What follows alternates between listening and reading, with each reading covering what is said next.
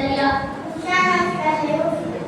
ஷல்லாஹ் அவர்கள் சொன்னார்கள், யார் நல்ல நண்பன் தெரியுமா? அவன் எப்படி இருக்க வேண்டும் என்று தெரியுமா? ஒரு நல்ல நண்பன் என்பவன் அவனை பார்த்தால் அல்லாஹ்வின் ஞாபகம் வரும். அவனுடன் பேசினால் ஈமான் அதிகரிக்கும். அவனுடன் உட்கார்ந்தால் அறிவு அதிகமாகும். அவனுடைய பேசல் மறுமை நாளில் ஞாபகம் வரும். புரிந்ததா?